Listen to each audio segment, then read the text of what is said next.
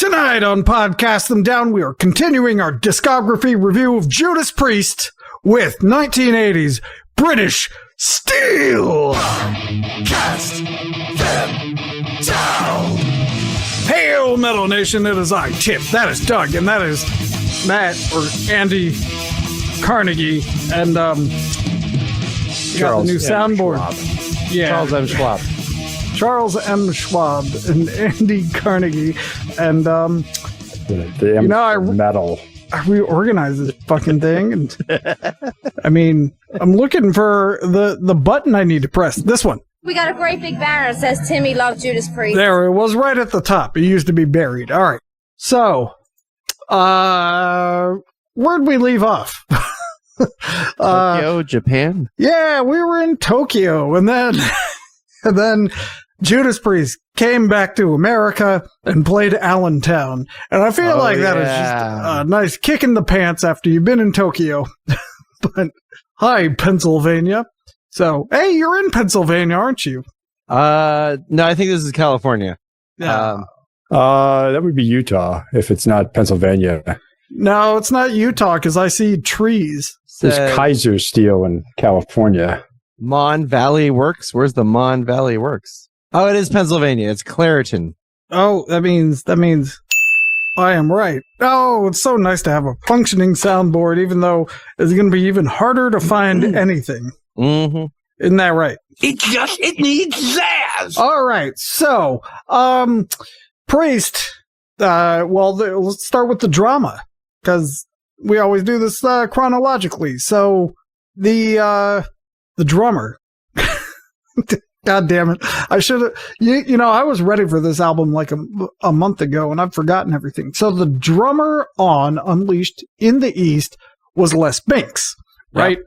So he, depending on who you listen to, I believe, he said, I should be paid more for my performance on Unleashed in the East. And they said, no, you shouldn't. So he quit. So. Good decision. Was it?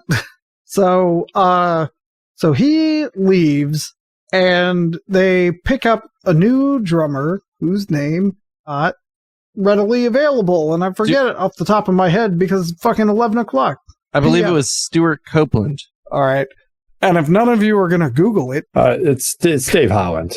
Yeah, Dave Holland, like I was saying. We're not going to talk about it too much in the next couple of months. Oh, yeah, that's right. We'll say his name once. Yep. All right. So some other drummer joins, and they move on with their life by moving into Ringo's house and recording British Steel. So, and I literally mean that they moved into Ringo Starr's Tittenhurst Park, formerly owned by John Lennon and Yoko. What was the name of that park? Tittenhurst. Did you want this?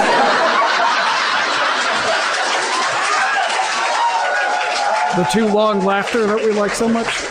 All right, so yeah, they moved into Tittenhurst, where they had been previously to mix Unleashed in the East. So they set up in the studio and then decided, Ringo wasn't there at the time, decided, hey, I bet we'd get better sounds in the house. So they literally set up the drums in like the living room and stuff like that. Well, that was nice of him, at least. Yeah, well, apparently, according to Rob Halford's book, he went snooping around, and he was in John Lennon's former bedroom and stole something that was featured in the Imagine music videos, which I didn't look into, but I believe it. Why would he put it in his book if it wasn't true that he stole something from John Lennon? So, so they recorded in the house, even though they weren't allowed to. They weren't allowed to drive their motorcycles around on the grounds, but they did anyway. So, they're as rebellious as British people can be. Is that what inspired the song Breaking the Law? I'm not sure what inspired that. I do know what inspired Living After Midnight, which was, well, jump ahead. Glenn Tipton was working on a song late, and Rob Halford, who had insomnia, came downstairs. He was like, wow, you're really living after midnight down here. And they both go, Actually, they were. And then they said, there's the song. So that's how that one came together. By the way, between these two albums, I listened to all of Rob Halford's book and KK Downing's book. And one of them is a lot more whiny than the other. And I'll leave it to you to figure out which one.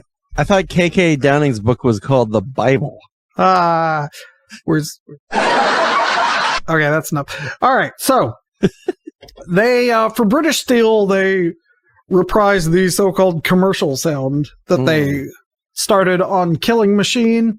And they said they may have been inspired by AC/DC on some tracks after supporting them on a European tour in 1979. So I can't hear it. The implication here is they got less technical, but I feel like it's, if it is less technical, it's not much less technical. Like, Judas Priest was never that incredibly complex to begin with. So, and like I said, they recorded inside the house at Tittenhurst Park. Running length of the album is 36 minutes, 10 seconds, and I'm just echoing what you said. I'm glad the vinyl revival has made albums that length again. Yes. One good thing that has happened. Looking at you, Metallica. It came out April 11th, 1980, on Columbia Records, produced by Tom Allom, who did Unleashed in the East, as well as many others in the future. Tracklist. So all songs were co-written by KK and Glenn and Rob Halford. Tracklist for the U.S. This is the first time we get the uniform Tipton Halford Downing credits. Yes. Yep. U.S. release tracklist was Breaking the Law, Rapid Fire, Metal Gods, Grinder, United, Living After Midnight, You Don't Have to Be Old to Be Wise, The Rage, and Steeler. Now, we all know that's not the right album order. I don't know why they had to dumb it down for the American market. Yeah, actually, okay. Yeah. I do know why they had to dumb it down for the American market, but the real order starts with Rapid Fire, then Metal Gods, then Breaking the Law, Grinder, United, then side 2 is You Don't Have to Be Old to Be Wise, Living After Midnight, The Rage, and Steeler. The artwork is a hand grasping one of those old-timey shaving blades. That says British Steel on it, and it has the Judas Priest logo.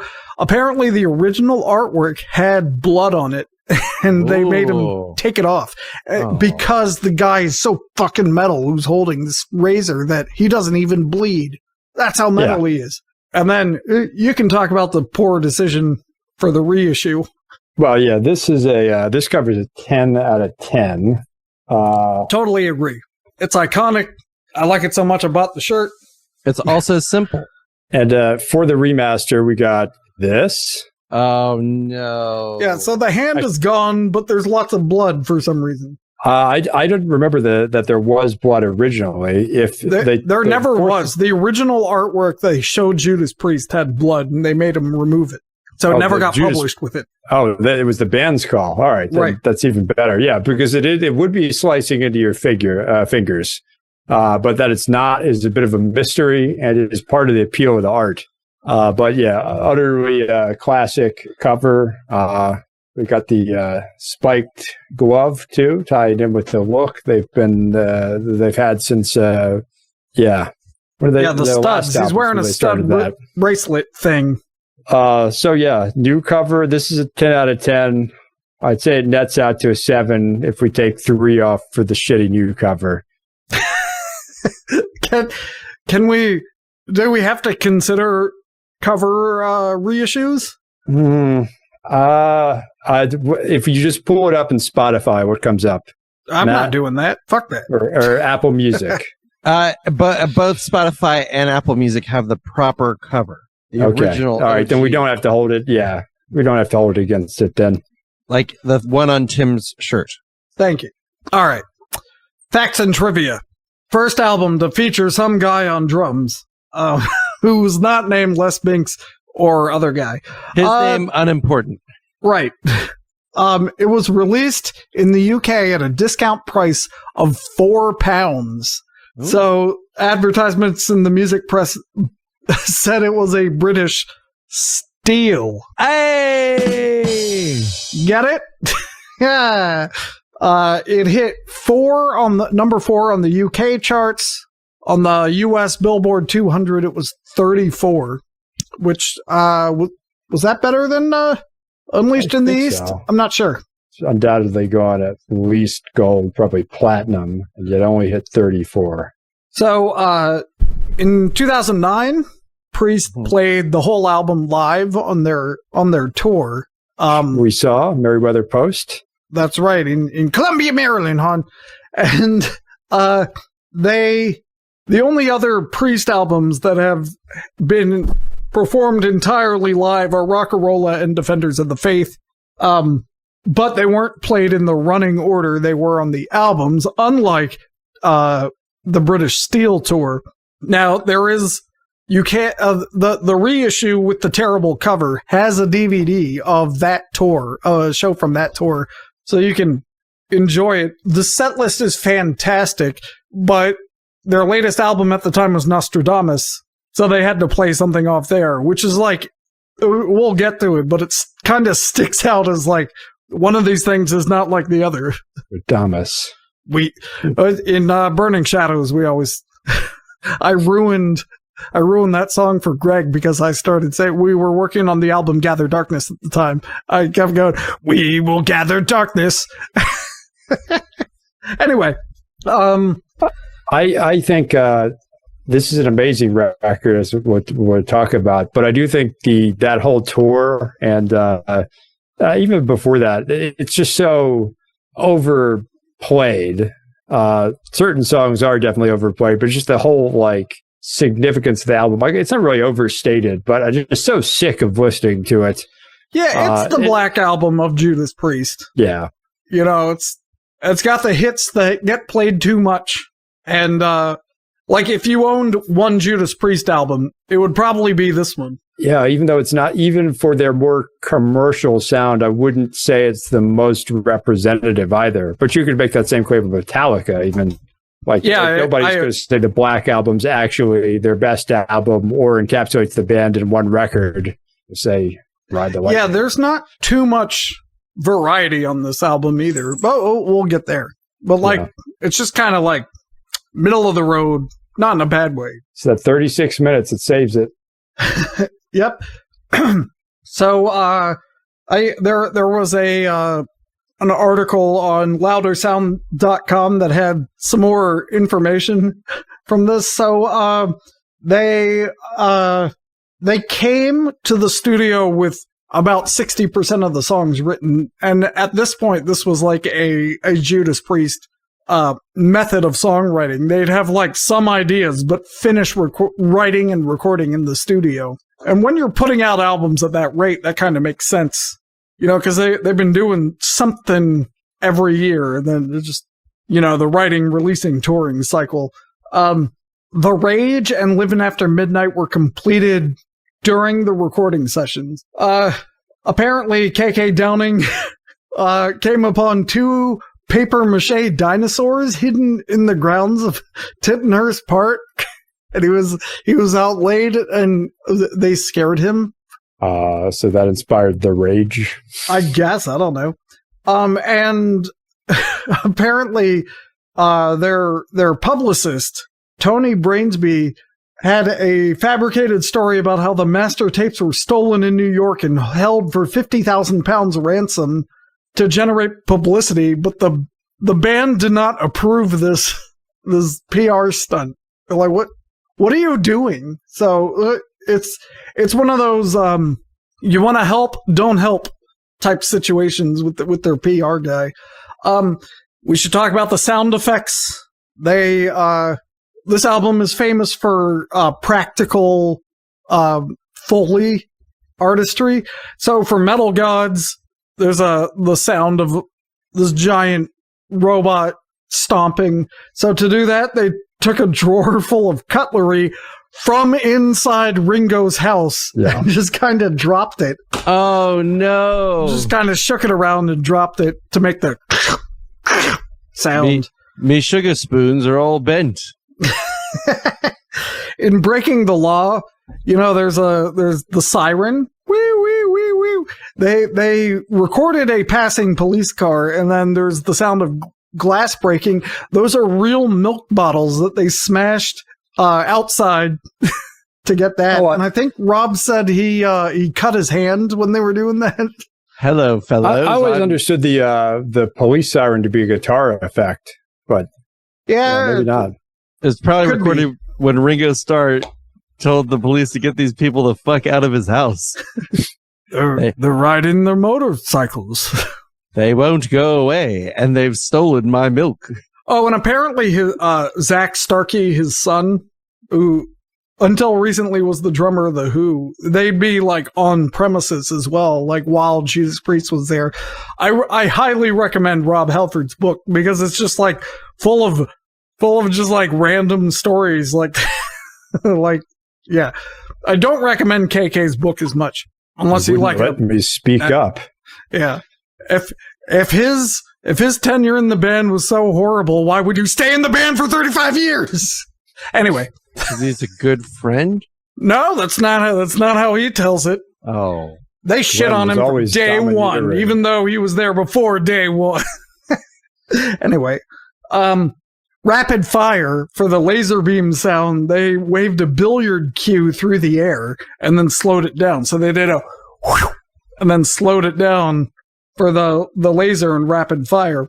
Speaking of Rapid Fire, there is a Gamma Ray song from the album, came out in 2001 called No World Order, that blatantly plagiarizes Rapid Fire. And I don't know how they got away with this. It is Rapid Fire. They just did it shittily and changed all the lyrics. Like, it's terrible. It's one thing to wear your influences on your sleeve, but they fucking ripped off Judas Priest. And Judas Priest, they were a little busy in 2001, but why they never did anything is beyond me. Because it's Gamma Ray, and everyone was like, Gamma Ray. Fair. Well, they did steal the riff from the Mountains song for Revolution. Yeah, dude. We'll get to that. Again, there's a difference between being inspired and just blatantly stealing. and he blatantly stole. And Kai Hansen blatantly stole his haircut from the guy from Motley Crue. So, anyway. Oh, come on. That's hilarious. We need... at least someone's laughing. The gate picked it up. Sorry. Yeah, no. I have a mute button now. All right. It is time for to go through the songs. All right. So opens with that shitty Gamma Ray song. No, it opens with Rapid Fire. Like right away. This album is fantastic. Fire. Like right away. It just it feels like a train coming at you. You know? Mm-hmm. Yeah, and I've seen something that stuck with me. Scotty and claims this is the first true metal record because all the blues is gone. No more blues. Almost all the blues is gone. I can agree with that. There's a song where it's not good. Yeah, okay, fine. This song, no blues. I can see where it's coming from. Yeah, okay. Second song, so Rapid Fire, song about firing rapidly, segues into Metal Gods, which is a song about metal gods. It's very War of the Worldsy, with the giant. It gives you the impression of giant metal robots destroying humanity. That's what I get from Metal Gods. Breaking the Law is next. Before we leave Metal Gods, there's one thing I noticed where I think a lot of this record, this is like a flexion point where Judas Priest could go as a metal band or go as like a hard rock band, and they still hadn't quite made that decision yet. So I thought I like the song Metal Gods, but there's something. I would argue the distinction probably didn't exist yet. Well, yeah, but I'm saying there was no distinction yet, but you could see that they could travel, they could develop where 10 years hence in 1990, they would either be a hard rock band or a metal band in kind of backwards reflection, in hindsight. But there's something about the way Metal Gods, like the chorus is actually sung where it's like Metal Gods, where I was just like, well, that's not what I was expecting them to do at all. There's also a weird chorus effect on the guitar. Yeah. It's very 80s. They still do it live. I don't think it adds anything to the song, but it's like every band I've seen cover Metal Gods has to get that chorus sound exactly right. Like Metal you can Gods. tell the guitarist dialed it in. Yeah, I'm talking about Judas Rising, the Baltimore Judas Priest tribute. I know how long you spent perfecting the tone. You did it right. But again, I don't think it adds anything to the song itself. Anyway, I want to interview Razzle. That's his name, Razzle. Let's interview Razzle. Yeah. Anyway, let's move on. Breaking the Law. Everyone knows that song. That's Great song. That's like the Enter Sandman. That's the Stairway to Heaven. I feel like that's the song everyone knows, at least in America. Yeah. Then Grinder, my favorite song about a sandwich. Oh, I thought it was a song about an app. What? I read about what Grinder was about. Yeah, Rob Halford said, how come no one has approached Judas Priest about using Grinder for a Grinder ad? Right? You would think the lyrics sure support that. Yeah, he's like, it's a no-brainer. Why hasn't it happened yet? Yeah, I don't know. Never straight and narrow.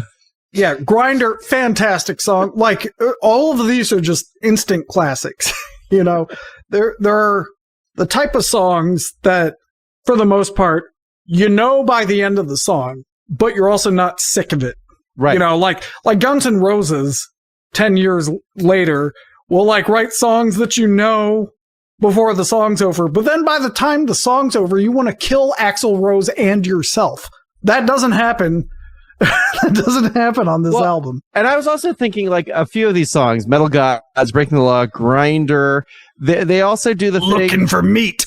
Well, they do the thing where they just are repeating You to eat the same 5 words again and again and again and again, but it's not tedious. Right. Unlike Guns N' Roses. Or Iron Maiden. No more lies. No more lies. All right. All right. The side one closes with United, which is another attempt at a Queen style We Will Rock You anthem to be performed in an arena and have the whole crowd sing along. Is it more successful than their previous one? It is on the album. They butcher it every time they play it live by speeding it up. Oh, it's got a very nice United. Yeah. Yeah, right there. That's how fast they should do it. No, that was awful. I like it. It's a good song for what it is. I don't care about this type of song, but it's probably their best. Yeah, true Queen anthem. Yeah. Side 2 opens with You Don't Have to Be Old to Be Wise, which, how old were they when this came out? Oh, maybe 30, maybe younger still. Yeah, I mean, not by today's standards, not old. Yeah, Robert. Back in my day. This is also weirdly the longest song on the record. Oh, yeah. Clocking in at a massive 5 minutes.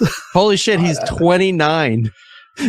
Rob Halford is 29. I think he's the oldest one, too, isn't he? I think or maybe Ian Hill might be older. I think Glenn's maybe 5 years older than the rest of them, but the rest of them are pretty close. And then, so after You Don't Have to Be Old to Be Wise is the mega hit Living After Midnight, another song that is overplayed. If any of them are the most commercial, I'd say it's this one. And I feel like this is a song I would hear in a commercial, like a coffee commercial or something. Were you living after midnight? Well, you need Folgers crystals. Yeah, exactly. Your body will come all night long. Yeah, this song is about doing things after midnight, which as a 29-year-old, sounds appealing. Yeah, but that's pretty fun. As a 40-something-year-old, I don't know.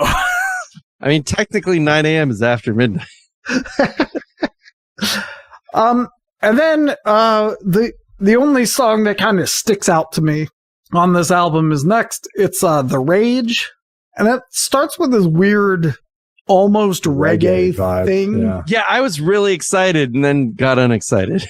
I was like, oh, it's a good so it's song. this weird bass line that's like, ba-dee-doo, ba-dee-doo, ba-dee-doo. And then the last time we'll hear Ian Hill until the 2005 record.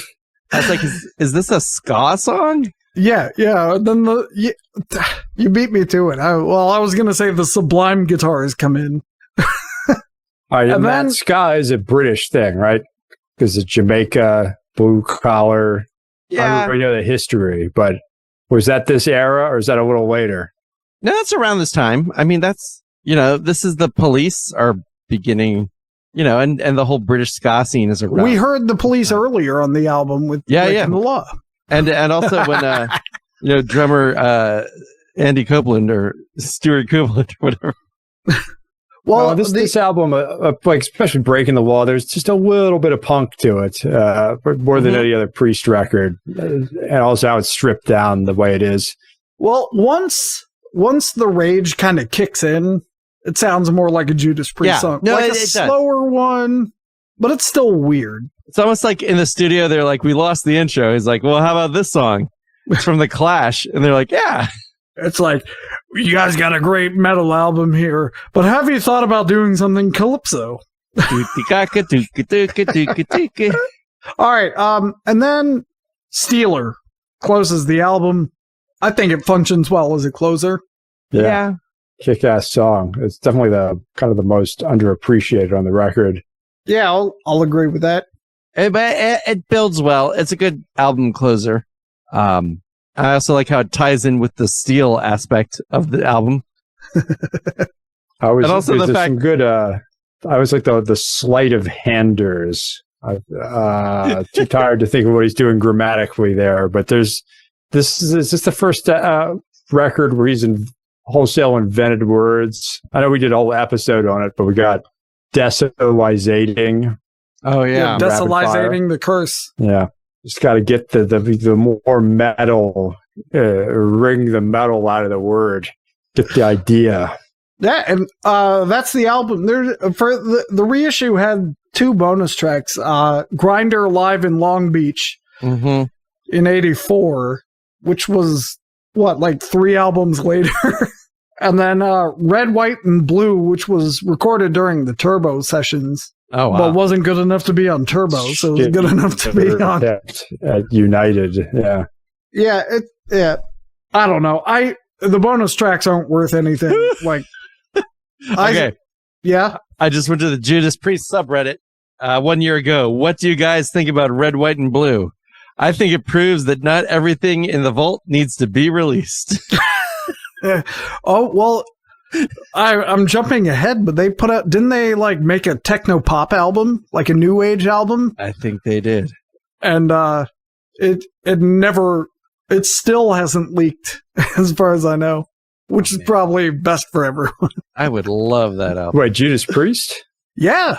Well, there was so Turbo was originally called Twin Turbos. Yeah, it wasn't that. They like specifically went and worked with pop songwriters. Oh, okay. I've forgotten this twist. What era? Late 80s. Yeah. Well, we'll get to it on the next record, but Judas Priest in a very, it's part of the code of metal, basically, to write your own stuff, even though it's not common in pop music. Judas Priest very occasionally uses professional songwriters and get away with it. But that's next time. That's not this time. That's next time. Yep. Jump the Right. gun, Charles Schwab. All right. Well, that's all I got. It's time to rate this thing. All right. What did we give the Anyone? last one? Unleashed in the East, we gave a 9. Well, okay. Let's do. Yeah, let's look at the trend. Let's line. review because it's been a while for all of us. Not us, Rockarola scored a 5. Sad Wings got a 7. Okay. Sin After Sin After Sin After Sin After Sin got a 7 after a 7 after a 7 after a 7. Stained Class got an 8. Killing Machine regressed a little bit to a 7.5. I remember some there was contention about that score. Unleashed in the East, which I believe you described as the definitive versions of some of those early songs, got a 9. So British Steel, I want to give a perfect 10, but I can't because of that weird thing in the Rage that doesn't make sense. So I would knock off, like, there was nothing on this album I'd change, provided you have the UK, the proper track list. You can't open with Breaking the Law. That's stupid. Rapid Fire is the perfect opener. Yeah. Breaking the Law needs to be after a few songs, like it is. So the correct track list is pretty much a home run. Maybe it almost goes foul, like a baseball analogy, because it's a British band and they know lots of baseball. They've hit it. And then when the Rage comes on, you can kind of see the ball curling towards the foul pole, but it just misses it. So I'm going to go with a 9.8 is, I think, where this album should be. There's room for improvement, but not much. It's practically a flawless album. Yeah, I think I would say there are two. Slight is a little too, but you don't have to be old to be wise, and the Rage are not completely perfect. Those are easily the two weakest songs. And I'd say it survives one of them, but not both. To still get a perfect score, but it is nearly a perfect album. So I'm good with the 9.8. I would also put United as the third weakest song on here, but pretty much everything else is untouchable. Untouchable. Yeah, I'd agree. It's not perfect. Pretty good though. I'm fine with a 9.8. I'll buy that. I bought it twice because I have the reissue with the DVD. DVD. It is not a Blu-ray. It is a DVD.